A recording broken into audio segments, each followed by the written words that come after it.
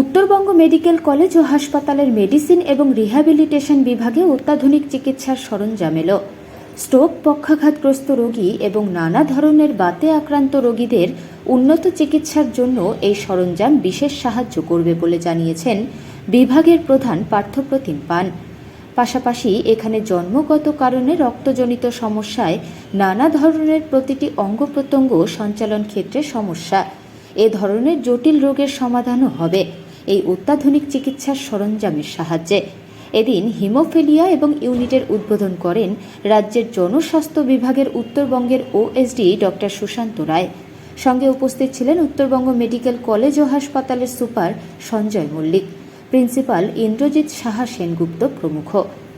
তারপর তারা ডেভেলপমেন্টের কথা ভেবে রেখেছেন এবং আজকে 3টে সেকশনের নিয়ে উদ্বোধন করা হলো, যেগুলো নিয়ে মূলত যেমন ধরুন আপনার প্লেটলেট প্লাজমা দেওয়া হয় ইন্ট্রা আর্টিকুলার ইঞ্জেকশন হিসেবে অটোলোগাস, মানে আমার কাছ থেকে প্লেটলেট নিয়ে আমারই ধর হাঁটুতে বা শোল্ডারে বা কোনো জায়গায় খুব অস্টিওআর্থ্রাইটিস হয়ে আছে, সেই সব জায়গায় ভালো কাজ করে।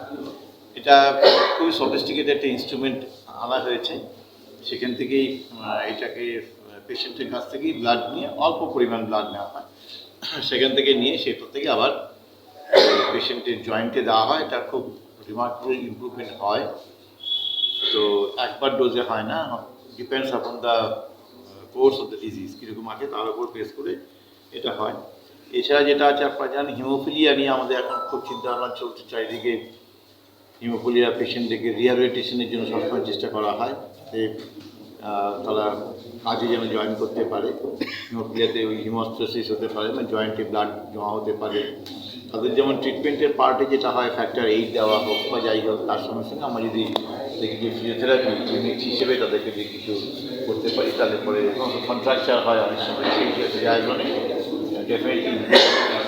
আরেকটা যেটা খুব ভালো লাগলো জিনিসটা, বিভিন্ন জায়গাতে স্টিফ হয়ে যায় শরীরে, বিভিন্ন মাসল স্টিফ হয়, কাজে যেতে পারে না, হাতে ক্লয়েন্ট হয়ে যায়।